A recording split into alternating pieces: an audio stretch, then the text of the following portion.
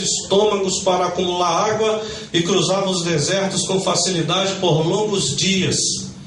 Jó exportava produtos para longe, e a Bíblia diz que ele tinha muitos produtos para exportar, porque nas suas fazendas, até das pedras ele colhia mel. Era tanta abundância, tanta bênção de Deus na vida dele, que até as pedras produziam na sua fazenda. Então ele exportava para longe muitos produtos. Por isso ele tinha 3.000 camelos. Quando ele perdeu os camelos, ele perdeu a sua exportação. Ele agora teve uma grande perda financeira. Diz a Bíblia que ele perdeu 7.000 ovelhas. Para que serviam as ovelhas? As ovelhas representavam o algodão hoje. Quem trabalha com confecção sabe que sem algodão não há produto para confecção, correto? As ovelhas, elas davam a lã. Tosqueava-se as ovelhas e exportava o produto. Então Jó era um exportador e um industrial também. Ele tinha muitos produtos para exportar. Mas se somente as ovelhas morressem e ficassem vivas, ou seja, inteiras no chão, poderia se tosquear, e a lã de 7.000 ovelhas ainda renderia um bom dinheiro para Jó pagar os médicos. Mas Satanás é tão astuto que ele mandou fogo do céu e queimou até a lã das ovelhas. Ele agora não sobrou nada, nem para uma prevenção. Preste atenção em outra coisa linda. Diz aqui que ele tinha 500 jumentas. Os camelos eram animais de grande porte, transporte de grande porte para longa distância. Mas as jumentas eram um animal de pequeno porte, transporte, seria o nosso carro popular hoje. E lá em Juízes capítulo 5, versículo 10, diz que as jumentas brancas, elas serviam de viaturas, de órgãos e autoridades do governo, da nação de Israel. Ainda dizem alguns que as jumentas naquela época davam leite, que a sociedade contemporânea se alimentava do leite de jumenta. Se isso é verdade, mais uma grande fonte de renda para Jó. Ele sofreu grandes perdas.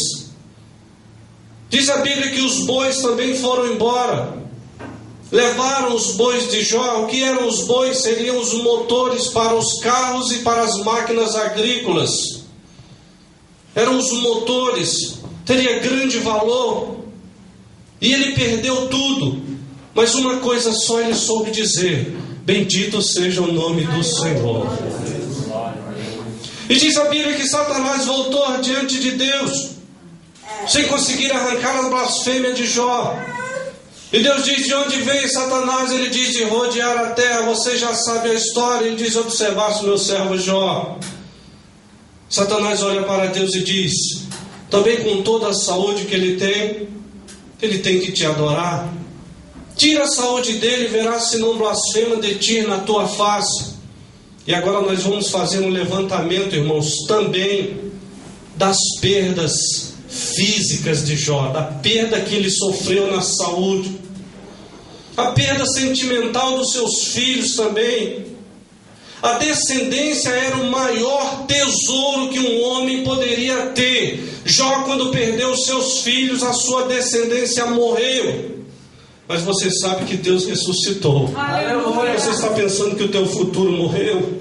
Você está pensando que os teus sonhos morreram? Você está pensando que aquilo que você sonhou conseguiram enterrar? Não. Deus está restituindo para te dar bênção dobrada. Aleluia. Ele está ressuscitando os teus projetos para te fazer glorificar o seu nome eternamente.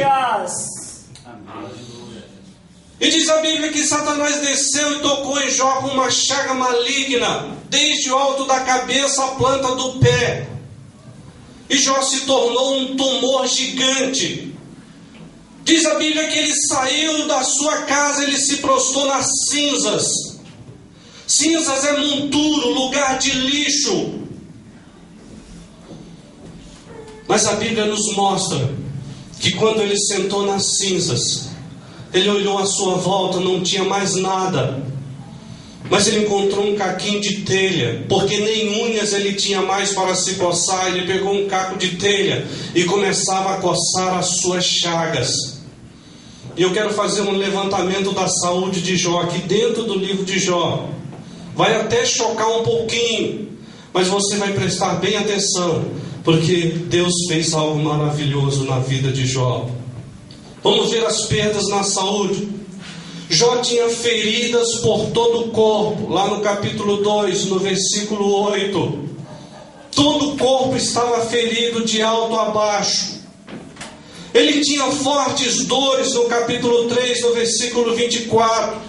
Lá no capítulo 7, diz a Bíblia que vermes misturados com terra estavam por todo o seu corpo. No versículo 5 do capítulo 7. Capítulo 16, versículo 16. Ele estava com seu rosto carcomido, totalmente uma caveira. Diz a Bíblia que ele estava cego também, ele quase não enxergava. Capítulo 16, versículo 16 ainda. Capítulo 9, versículo 18. Diz que a enfermidade atingiu seus pulmões, ele não conseguia mais respirar. Capítulo 30, versículo 30. Ele tinha uma febre terrível, de forma que os seus ossos queimavam como se estivessem brasas dentro do seu corpo. Lá no capítulo 19, versículo 17, diz que a enfermidade atingiu o seu estômago, ele tinha úlcera, ele tinha um mau hálito insuportável, ninguém suportava o ar que Jó aspirava, ninguém conseguia ficar perto dele. Ele estava em um estado monstruoso. Capítulo 19, versículo 18, diz que quando as crianças que antes se aproximavam de Jó e tinham o prazer de receber agrados, presentes de Jó e de serem supridas as suas necessidades pelo bondoso Jó, quando elas se aproximavam agora, que Jó se mexia no meio da cinza, diz que as crianças saíam correndo dele porque ele parecia um monstro. Nós descobrimos no capítulo 19, 16, que os servos de Jó, ele disse: eu chamo os meus servos, eles não me atendem. Eu grito por eles e eles me viram as costas. Só sobraram 4 servos e esses 4 viraram as costas para Jó.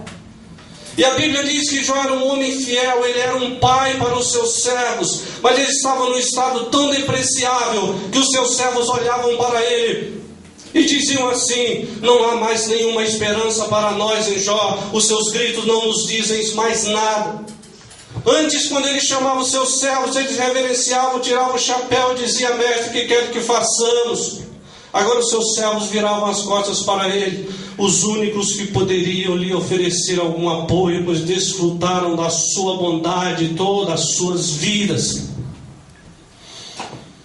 No momento da prova, no momento da dificuldade, talvez algumas pessoas virem as costas, mas eu quero te dizer, aquele que está sentado lá no trono, ele está te acompanhando com os seus olhos. Ele está dizendo que você não morreu. Ele está dizendo que você está vivo. Ele está dizendo que a tua prosperidade virá, a tua bênção chegará. Se você recebe, pode glorificar o seu nome. Aleluia!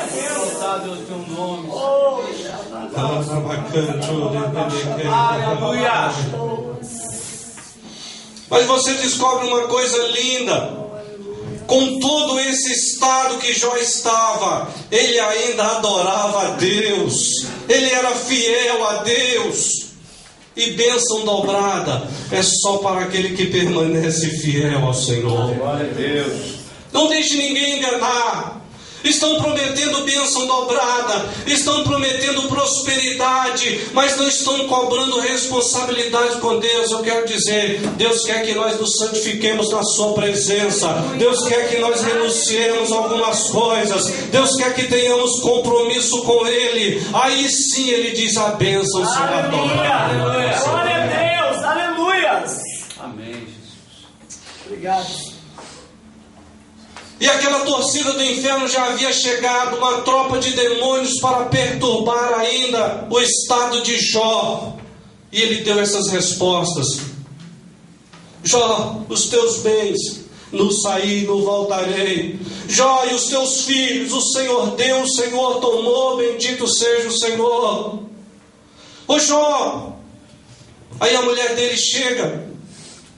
O demônio consegue usar a boca dela também e dizer: Jó, amaldiçoa esse teu Deus e morre, porque ainda permaneces fiel a esse Deus que te deixa viver um estado desses. Ele disse: como loucas fala tu.